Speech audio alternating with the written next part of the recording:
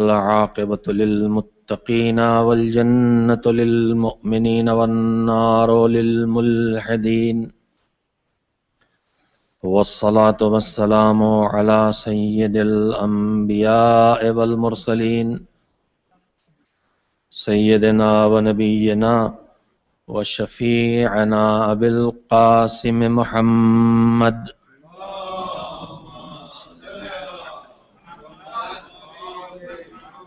وآله الطيبين الطاهرين المعصومين المظلومين واللعنة الدائمة الباقية على أعدائهم أجمعين من الآن إلى يوم الدين. أما بعد فقد قال الله سبحانه وتعالى في كتابه المبين وهو أصدق الصادقين وقوله الحق. بسم الله الرحمن الرحيم. يا أيها الذين آمنوا كتب عليكم الصيام كما كتب على الذين من قبلكم لعلكم تتقون. صلوات بھیجے محمد و آل محمد.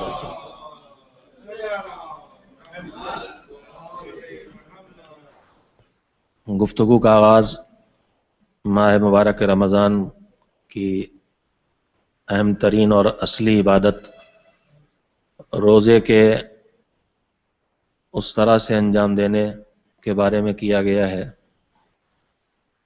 کہ جس سے ہم زیادہ سے زیادہ مالک سے اجر حاصل کر سکیں اور مالک کی بارگاہ میں اپنی اس کوشش کو لائق قبول بنا سکیں. اس سلسلے میں نے کل آپ حضرات کی خدمت میں پیغمبر خدا حضرت محمد مصطفیٰ صلی اللہ علیہ وآلہ وسلم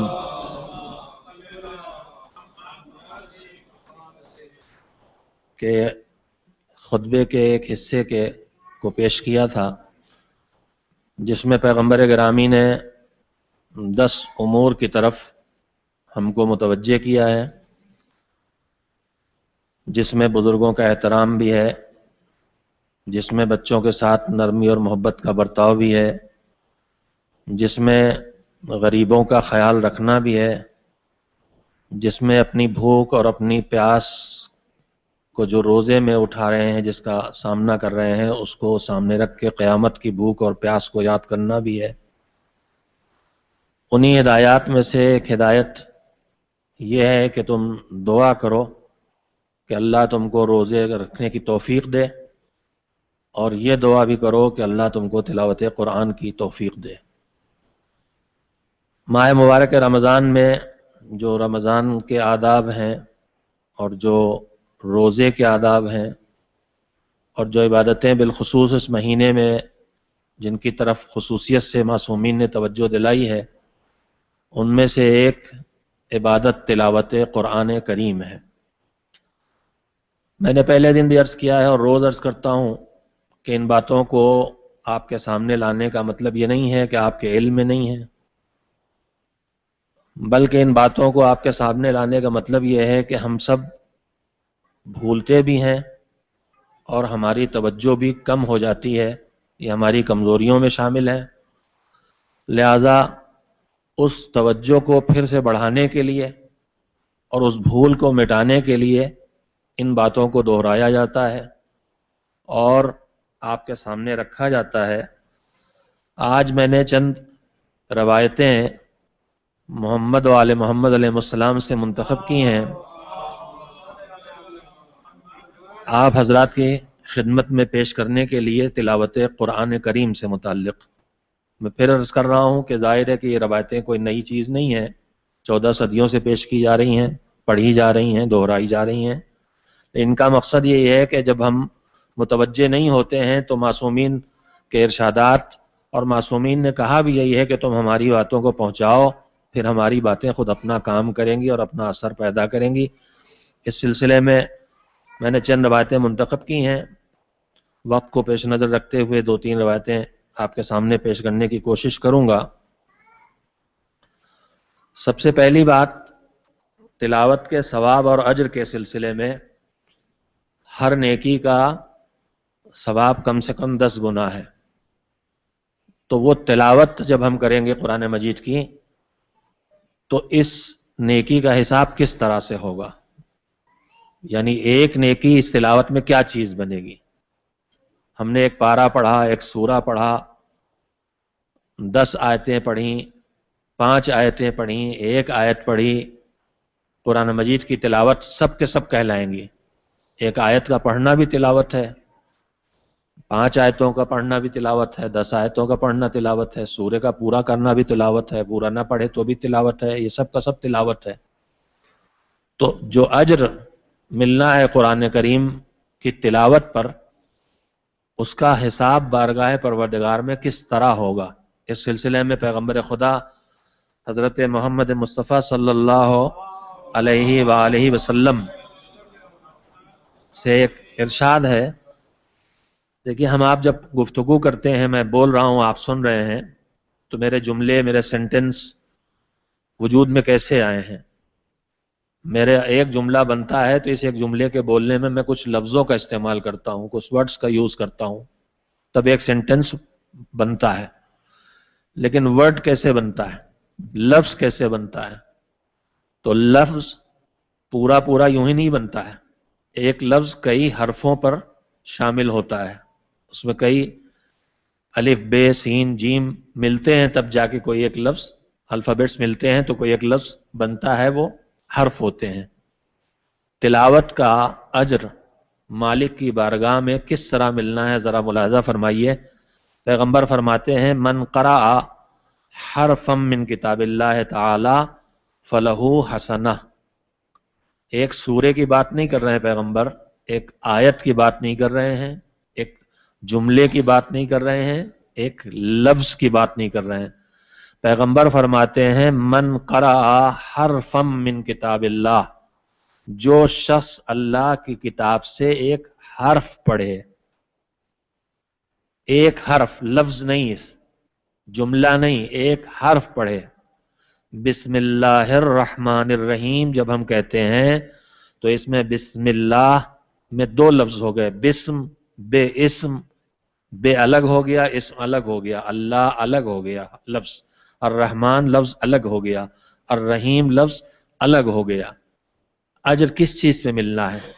پیغمبر فرماتے ہیں من قرأ حرفا من کتاب اللہ، جو اللہ کی کتاب کا ایک حرف بھی پڑھے، لفظ نہیں، حرف بھی پڑھے، فلہ حسنہ، تو اس نے ایک نیکی کی ہے. ایک حرف کا پڑھنا ایک نیکی ہے. لفظوں اور آیتوں کی گنتی نہیں ہو رہی، حرفوں کی گنتی ہو رہی. ایک حرف کا پڑھنا ایک نیکی ہے. اور اس کے بعد پیغمبر خود یاد دلاتے ہیں والحسنۃ بعشر امثالہا، ایک نیکی کے بدلے میں 10 گنا ثواب ہے. یعنی ایک حرف کے بدلے میں 10 ثواب ملنا ہے تلاوت قرآن پر. اس کے بعد پیغمبر پھر اور وضاحت فرماتے ہیں روایت میں لا اقول الف لام میم حرف. پہلا ہی سورہ جو شروع ہوتا سورہ بقرہ، الف لام بسم اللہ الرحمن الرحیم، الف لام میم ذالک الکتاب لا ریب فیہ، تو الف لام میم ہم نے پڑھ لیا ایک ساتھ. پیغمبر فرماتے ہیں میں یہ نہیں کہہ رہا ہوں کہ الف لام میم ایک حرف ہے، ولیکن الف حرف ولام حرف ومیم حرف. اس الف لام میم میں الف ایک حرف ہے، لام ایک حرف ہے اور میم ایک حرف ہے. اب اس کے بعد ہم حساب نہیں لگا سکتے ہیں کہ تلاوت قرآن کریم میں جب ایک حرف پر 10 گنا اجر ہے، ایک حرف ایک نیکی ہے، اور ایک حرف کی ادائیگی پر ایک نیکی کا اجر کم سے کم 10 گنا ثواب ملنا ہے. یہ تلاوت قرآن کا وہ شرف ہے جو خود پیغمبر خدا نے ہمیں بتایا ہے. دوسری روایت جو مومن کے دل میں شوق پیدا کرے تلاوت کی، آسان بنائے اس کو. ہم آپ سب جانتے ہیں کہ قرآن مجید نے ہمارے لیے جن نعمتوں کا تذکرہ کیا اس میں سے ایک نعمت کا نام جنت ہے. اور جنت کے درجات ہیں، منزلیں ہیں، اسٹیجز ہیں، اس میں سب برابر نہیں ہے پوری جنت. ان درجات کے حاصل کرنے کے مختلف ذریعے ہیں. لیکن ان میں سے ایک طریقہ قرآن کریم کی تلاوت بھی ہے۔ چھٹے امام حضرت جعفر صادق علیہ الصلوۃ والسلام سے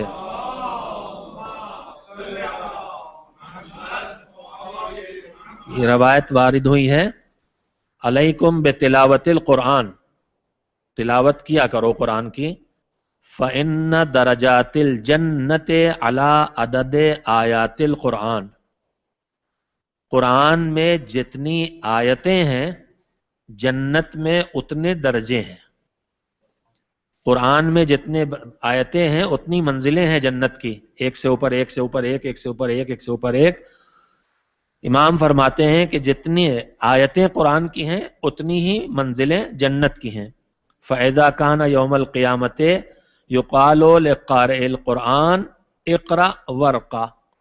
یہاں پہ ایک لفظ پہ توجہ دیجئے گا، پہلے ترجمہ سن لیں۔ جب قیامت کا دن آئے گا، فَإِذَا كَانَ يَوْمَ الْقِيَامَةِ يُقَالُ لِقَارِئِ الْقُرْآنِ، تو قرآن کے قاری سے کہا جائے گا، جو قرآن کا پڑھنے والا ہے اس سے کہا جائے گا اقرا ورقا۔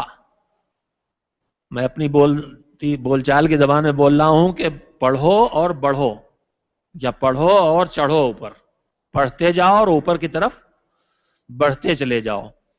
فَكُلَّمَا قَرَأَ آیَةً رَقَا درجہ، ایک آیت کو پڑھے گا تو ایک درجہ اس کو بلندی ملتی چلی جائے گی۔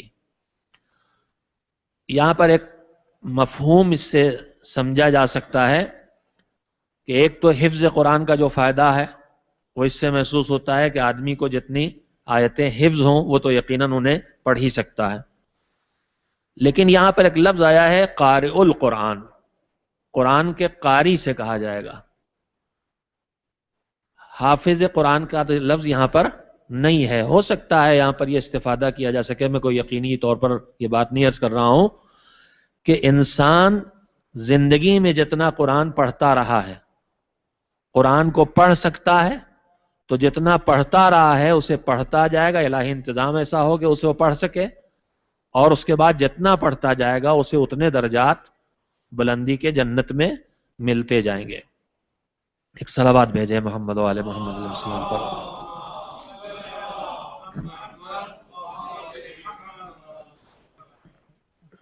تیسری روایت جو قرآن کی تلاوت کے سلسلے میں آئی ہے، مشہور ترین روایات میں سے ہے، میں تبرکاً اسے دہرا رہا ہوں الفاظ کے ساتھ۔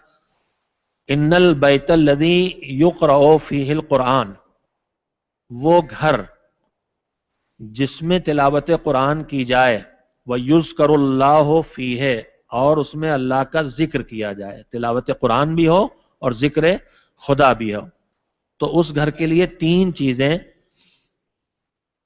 حاصل ہوں گی اور ایک شرف اس کو حاصل ہوگا۔ سبھی شرف ہیں، مجموعی طور پر چار وعدے ہیں ایسے گھر کے لیے معصوم کے ارشاد میں کہ جس گھر میں تلاوت قرآن کی جائے اور جس گھر میں ذکر خدا کیا جائے۔ پہلی چیز جو ہم سب اس کے محتاج ہیں، سب اس کے ضرورت مند ہیں، پہلے دن میں نے گفتگو میں اس لفظ کا استعمال کیا تھا، برکت۔ ایک چیز ہے کثرت اور وسعت، اور ایک چیز ہے برکت۔ کثرت میں اور برکت میں بہت فرق ہے، کثرت کے باوجود آدمی کی ضرورت پوری نہیں ہوتی، اور تھوڑا سے انسان کے پاس ہوتا ہے اور اسی میں اس کی زندگی کی سب ضرورتیں عزت کے ساتھ پوری ہو جاتی ہیں۔ تو کثرت ایک الگ چیز ہے اور برکت ایک الگ چیز ہے۔ کثرت آدمی اپنی محنت سے، جفاکشی سے یا بے ایمانی سے کسی طرح بھی حاصل کر سکتا ہے، لیکن برکت حاصل کرنے کے راستے اللہ کی طرف سے معین ہیں۔ ان میں سے ایک راستہ ہے تلاوت قرآن۔ گھروں میں برکت پیدا کرنا ہے تو گھروں میں تلاوت قرآن ہونا چاہیے، صرف مسجد میں تلاوت قرآن نہ کی جائے، صرف امام بارگاہوں میں تلاوت قرآن نہ ہو۔ معصوم سے منسوب روایت ہے کہ جن گھروں میں تلاوت قرآن کی جاتی ہے وہاں پر پہلی صفت یہ پیدا ہوتی ہے کہ تکثر برکتہ، اس گھر کی برکت بڑھ جاتی ہے۔ دوسری صفت وَتَحْضَرُهُ الْمَلَائِكَةُ، ان گھروں میں جن میں تلاوت ہوتی ہے ملک وہاں نازل ہوتے ہیں، ہم نے ہمیشہ دیکھا ہے نبیوں کے گھروں میں، رسولوں کے گھروں میں، ائمہ کے گھروں میں۔ لیکن تلاوت قرآن میں اتنی طاقت ہے کہ اگر کسی گھر میں تلاوت قرآن کی جائے تو معصوم کا وعدہ ہے تحضرہ الملائکہ، ان گھروں میں جہاں تلاوت قرآن ہوتی ہے وہاں فرشتے نازل ہوتے ہیں۔ وَتَحْجَرُهُ الشَّيَاطِينُ، تیسری صفت تلاوت قرآن کی یہ ہے کہ جن گھروں میں تلاوت قرآن ہوتی ہے وہاں سے شیطان ان گھروں کو چھوڑ دیتے ہیں۔ اور اس کے بعد چوتھی صفت یہ بیان کی گئی ہے کہ نورانیت کیسی اس گھر میں پیدا ہوتی ہے۔ ہم زمین پر ہیں، آسمانوں میں کس دوری پر ستارے ہیں، ان ستاروں میں الگ الگ چمک والے، کوئی زیادہ چمکیلا ہے کوئی کم چمکیلا ہے۔ اس میں کوکب دری جو سب سے زیادہ چمکیلا ستارہ آسمان پہ دکھائی دیتا ہے شمال کی جانب، سب سے زیادہ روشن اور سب سے بڑا دکھائی دیتا ہے۔ معصوم کہتے ہیں کہ جن گھروں میں قرآن مجید کی تلاوت کی جاتی ہے آسمان میں رہنے والے لوگوں کے لیے، جن میں فرشتے شامل ہیں، آسمان کے باشندوں کے لیے وہ گھر اس طرح سے چمکتے ہوئے دکھائی دیتے ہیں جس طرح سے زمین والے آسمان پر چمکتے ہوئے ستاروں کو دیکھتے ہیں، چاہے اس نور کو ہم محسوس نہ کر سکیں جو ان گھروں سے نکل رہا ہے جن گھروں میں تلاوت قرآن کریم ہو رہی ہے۔ لیکن جو معنوی نگاہیں ہیں، جو اہل سما، جو آسمان والے ہیں، آسمان والوں کی نگاہوں میں یہ زمین کے وہ گھر اسی طرح سے چمکتے ہیں جیسے آسمانوں کے میں رہنے کے ستارے ہمارے لیے چمکتے ہیں۔ عزیزان محترم، میں نے 3-4 روایتیں آپ حضرات کی خدمت میں صرف تبرکن اس لیے پیش کی ہیں۔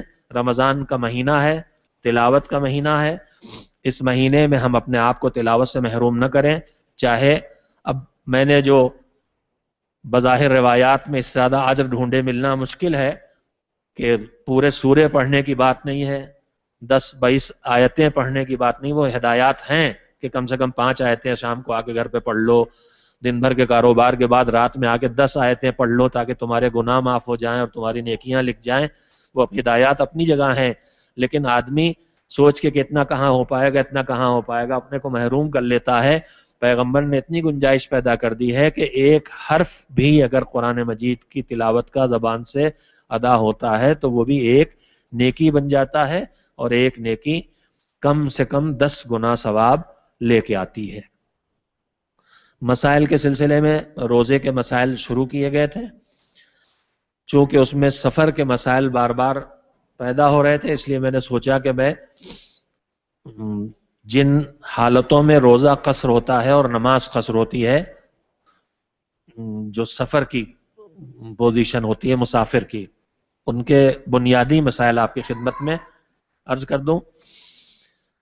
ایک بات ہم سب یاد رکھیں کہ جس جگہ نماز قصر ہوگی اسی جگہ روزہ قصر ہوگا، دونوں کی جگہیں الگ الگ نہیں ہیں۔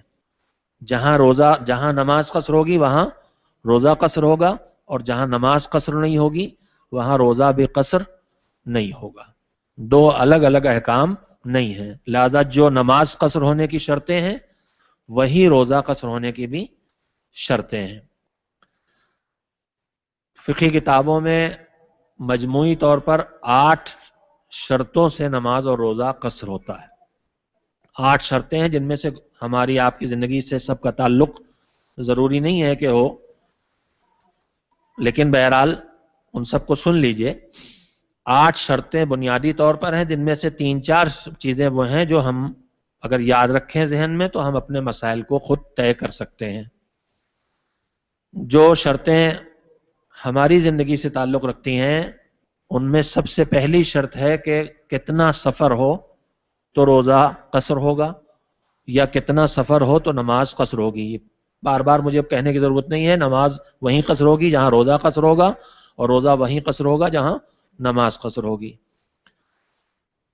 جانا آنا ملا کے 44 کلومیٹر سفر ہو، 27 میل، 44 کلومیٹر، 8 فرسخ، ان سب میں تقریباً لگا ہوا ہے کچھ میٹرز کا، مثلا 43 صحیح 7/8 کلومیٹر، یہ اس طرح سے تقریباً کچھ میٹرز کم رہتے ہیں، 44 کلومیٹر تقریباً۔ جانا اور آنا ملا کے، یعنی ایک طرف سے جانا 22 کلومیٹر گئے، 22 کلومیٹر آئے، قصر ہو جائے گا، یہ ایک صورت ہوئی۔ دوسری صورت یہ ہوئی کہ نہیں، ایک جانے کے اور آنے کے 2 الگ الگ راستے ہم نے اختیار کیے، ایک چھوٹا ہے اور ایک بڑا ہے، لیکن دونوں ملا کے 44 کلومیٹر ہو جاتے ہیں، تب بھی نماز بھی قصر ہوگی اور روزہ بھی قصر ہوگا. یعنی میرا گھر سے نکل کے گھر واپس آنا یہ 44 کلومیٹر بن جائے تو میرا یہ سفر کہلائے گا، اور میری نماز بھی قصر ہوگی اور میرا روزہ بھی قصر ہوگا. کبھی ایسا ہوتا ہے کہ آدمی ایک شارٹ راستے سے جاتا ہے اور بڑے راستے سے واپس آتا ہے. ایک طرف مثلا 15 کلومیٹر گئے اور دوسری طرف ہم 30 کلومیٹر چلے گئے، واپسی کا راستہ لمبا لے لیا کسی کام سے، تو اس صورت میں بھی قصر ہو جائے گا.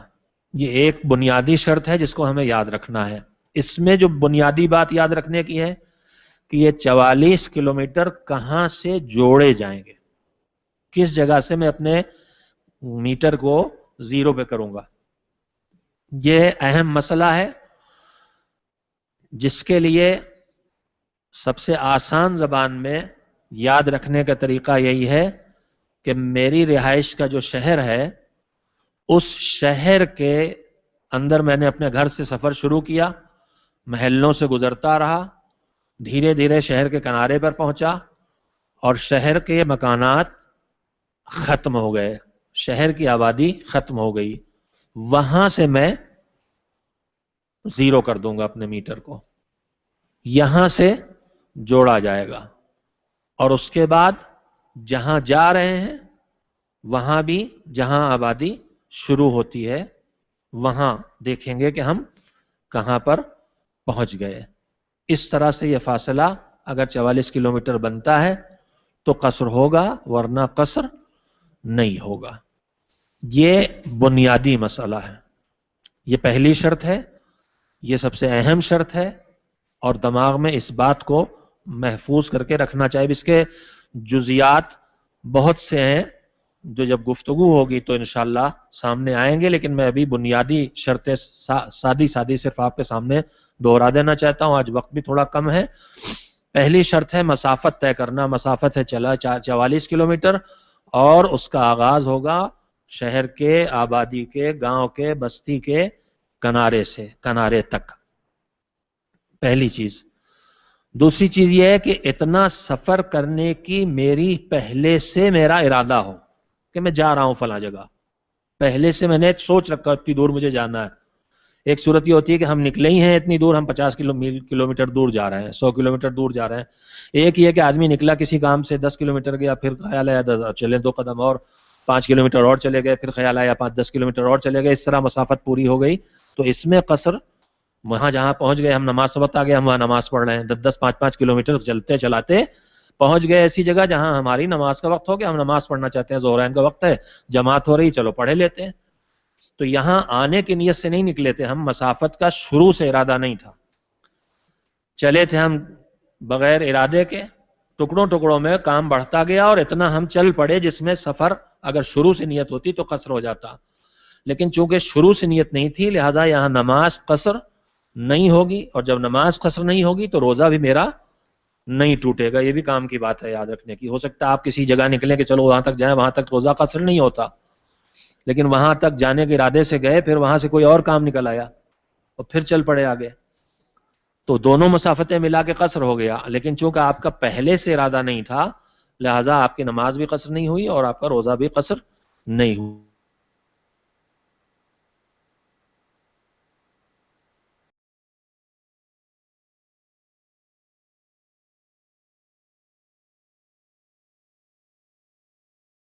کلومیٹر کی نیت سے، لیکن 30 کلومیٹر پہ جا کے ہم نے نیت بدل دی کہ نہیں اب آج سفر نہیں کرتے، نہیں جاتے ہیں. تو اب یہیں پہ ہمارا نماز کا وقت ہو گیا ہے، نماز ہمیں پڑھنا ہے. تو ہم چلے تو تھے ارادے سے 100 کلومیٹر کی نیت سے، نماز میری قصر ہوتی راستے میں، لیکن ارادہ بدل گیا 30 کلومیٹر پہ. اب مجھے آگے نہیں جانا ہے تو یہاں کون سی نماز پڑھوں گا میں؟ یہاں اب قصر نہیں پڑھوں گا، یہاں میں پوری نماز پڑھوں گا. یہ تیسری بنیادی شرط ہوئی. پہلی بنیادی شرط ہوئی مسافت کا ارادہ، کتنا طے، مسافت یعنی 44 کلومیٹر کا سفر ہو آنا جانا ملا کے. دوسری بنیادی شرط ہوئی کہ شروع سے ارادہ ہو کہ مجھے اتنا سفر کرنا ہے. ٹکڑوں ٹکڑوں میں اگر اتنا چل جائیں تو اس سے نماز قصر ہوگی نہ روزہ قصر ہوگا. نمبر 3، شروع سے ارادہ تھا لیکن بیچ میں ارادے سے پلٹ گئے تو پھر اس صورت میں بھی نماز قصر نہیں ہوگی، چاہے میں اس سفر میں نماز پڑھوں، اور روزہ بھی قصر نہیں ہوگا۔ چوتھی شرط جو شاید یہاں آپ کا سامنا نہ پڑے اس سے، لیکن بہرحال علم رہنا چاہیے کہ میں یہاں رہتا ہوں نوکری کے سلسلے میں، وطن جیسا ہے میرا، بیچ میں میرا اصلی وطن پڑتا ہے اور اس کے بعد پھر میں کہیں جا رہا ہوں، پاکستان میں، انڈیا میں ہو سکتا ہے ایسا، یہاں تو انسان کے پاس شاید 2 گھر نہ ہو، اگر کسی کے پاس 2 وطن یہاں بھی اس نے بنا لیے ہو سکتا ہے۔ وطن آدمی کے کئی ہو سکتے ہیں، ایک پیدائشی جگہ جو ماں باپ کے وطن تھی، جو ماں باپ سے رہنے کے لیے ملی ہے، وہ بھی اس کا وطن ہے، ایک جو وہ اپنے رہنے کے لیے بنا لے، وطن کے ارادے سے بنا لے، وہ ہے ایک، وہ جگہ بھی وطن کے حکم میں ہے جہاں آدمی رہائش اختیار کر لے، جیسے آپ سب رہ رہے ہیں، ہو سکتا ہے آپ اکثر تو وطن کے طور پہ رہ رہے ہیں، بہت سے لوگ آج اس شہر میں ہیں وطن کے طور پہ ہیں، کل ہو سکتا ہے کہیں اور چلے جائیں وہ بھی وطن کے طور پر، تو وہ بھی وطن کے حکم میں ہے۔ تو اگر میں کہیں سے بھی چلا جہاں میری پوری نماز پوری تھی، چاہے وہ وطن تھا باپ دادا والا، چاہے میں نے وطن بنا لیا تھا، چاہے وہ جگہ میں نے رہائش کے لیے بنا لی ہے، میرا آنا جانا رہنا کھانا پینا سب کچھ وہی ہے، وطن جیسا ہے، نوکری کرتا ہوں وہی مکان خرید لیا یا کرائے پہ رہتا ہوں، برسوں سے رہ رہا ہوں، رہوں گا کب تک پتہ نہیں ہے، تو وہ بھی وطن جیسا ہے، تو وہاں میری نماز روزہ پورا ہے۔ اب میں وہاں سے چلا اور لمبا سفر ہے میرا 100 کلومیٹر کا، لیکن بیچ میں 44 کلومیٹر سے پہلے میرا گھر پڑ جاتا ہے، تو اس صورت میں مسافت یہاں سے نہیں جڑے گی، میرا سفر قصر نہیں ہوگا۔ قصر تب ہوگا جب وطن بیچ میں نہ پڑے، یہ ایک شرط اور ہے جو عام طور پر یہاں نہیں، لیکن آپ کے علم کے لیے میں نے عرض کر لیا۔ اس کے بعد ایک شرط اور ہے کہ سفر حرام کام کے لیے نہ ہو، حرام کام کے لیے اگر سفر ہے تو اس میں نہ نماز قصر ہے نہ روزہ قصر ہے۔ ایک شرط اور ہے جو آپ سے ہم سے تعلق نہیں رکھتی، جپسی ہوتے ہیں جو صحرا نشین جو ہمارے ہاں خانہ بدوش